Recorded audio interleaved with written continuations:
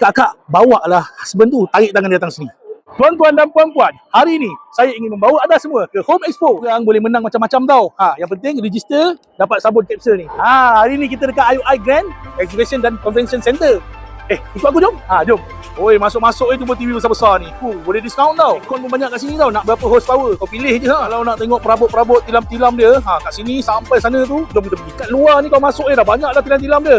Dekat dalam ni jom kita masuk. Lagi banyak barang. Kau nak cari meja makan, nampak ni marble ada. Yang kualiti ni dia, sinter stone.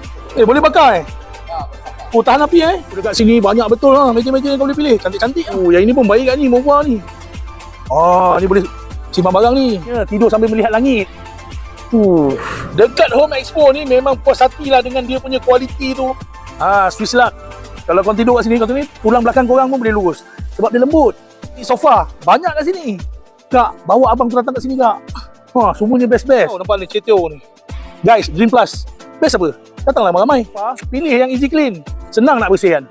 Geng, kalau korang nak beli perabot-perabot kayu-kayu, ni macam ni, kayu balau merah ni, kau datang dekat One KD Home. Tapi banyak juga, depan ada, sana ada. Untuk barang-barang rumah korang, macam barang elektrik, kitchen korang, kita cari, jom. Banyak tau. Macam-macam pilihan sinki dan juga pipe yang ada kat sini. Kalau nak tempah kabinet rumah yang waterproof, kat sini pun ada. Ada smart door lock ni.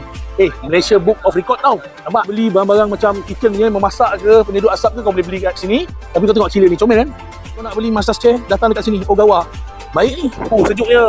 Ini dia, chiller. Kalau korang nak cari kitchen cabinet atau wardrobe, boleh cari kami dekat booth Orchid Kitchen. Banyak pilihan untuk aksesori rumah korang. Gantung baju bini lah. Baju bini baru.